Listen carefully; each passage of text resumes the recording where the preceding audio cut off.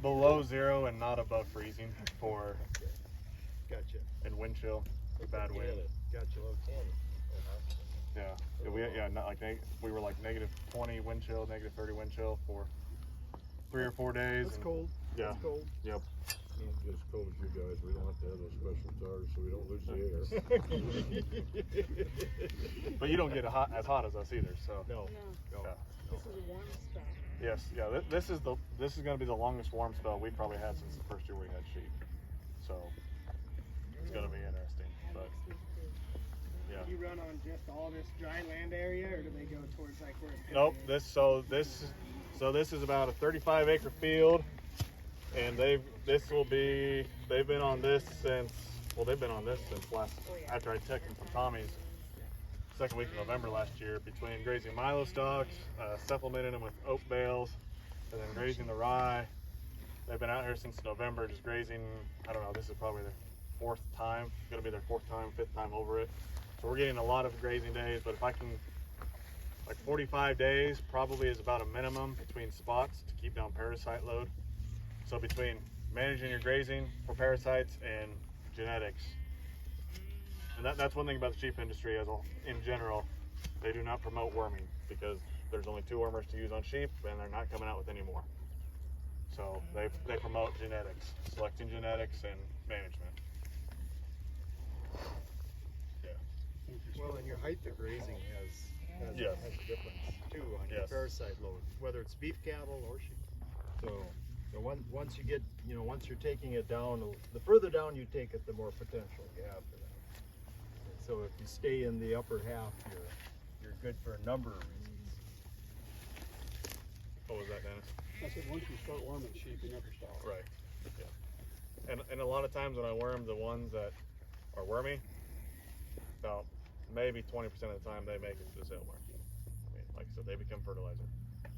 So, like I said, you don't lose sleep over it. You lose sleep over when you walk out and there's one dead and there's no visible reason. It's like, well, what the hell? But when it's wormy, it's like, well, you're leaving the flock one way or another. You weren't going to be worth much at the sale barn anyways in the condition you're in. So. Got a friend ready to go, she worming every 30 days. Yeah. Yep. Can I ask one quick question? Last question, maybe. So as far as infrastructure goes, the whole 9 yards over this 35 acres, what do you think your cost into it is? I mean, what as far as like actual cost? And I know I shouldn't probably ask it, and you don't have to answer No, that's it. fine. But none of us, I don't have a good feel for what you've got into this. But like infrastructure cost or like just the sheep, the water, the fence, the land rental. What do you? I figured it up one time.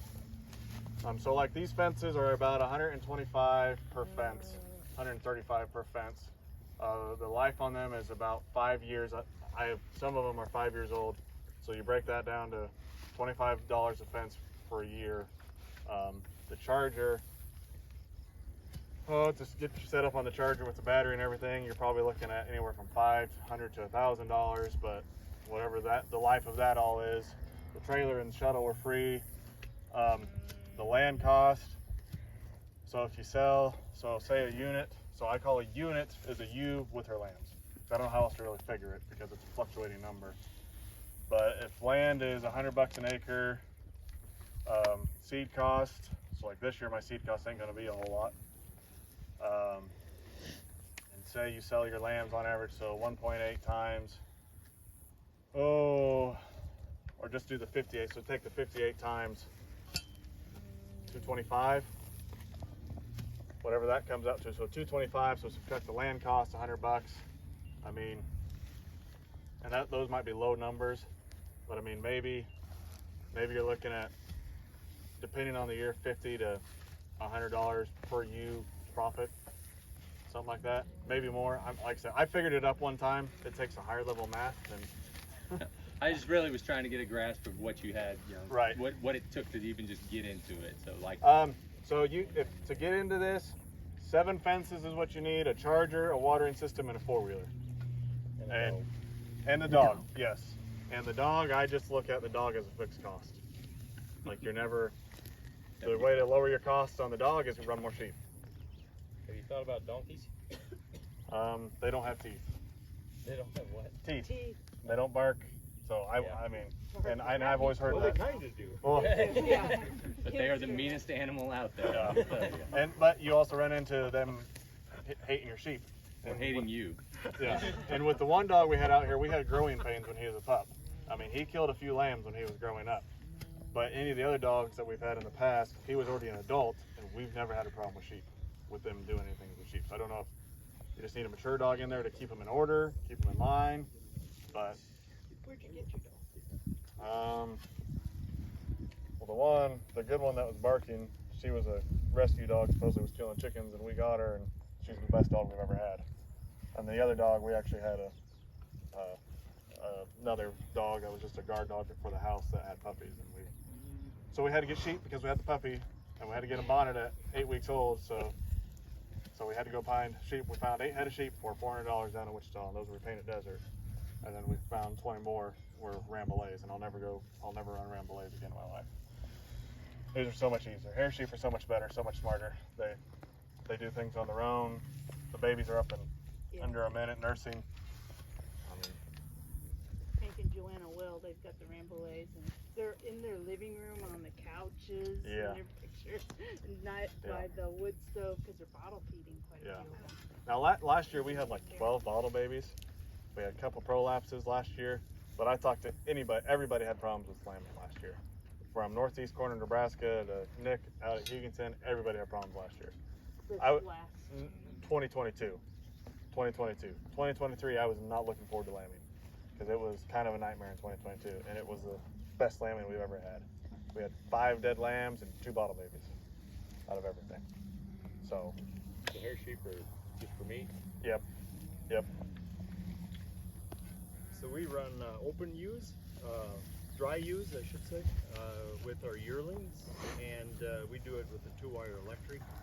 We don't need a dog for that, and we mother them up for 3 days in a small feeding area.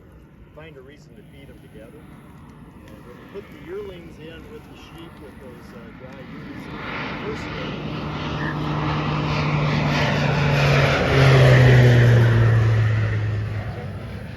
Let's say, might get real western here in a hurry. Yep. So the first day, the yearlings, it's pretty much guaranteed they'll run the bejesus out of those ewes around the perimeter because they can. And then they get tired. Then they get tired of that, and then they go eat together. And by the 3rd day, they're kind of one. But that first day is always interesting to watch.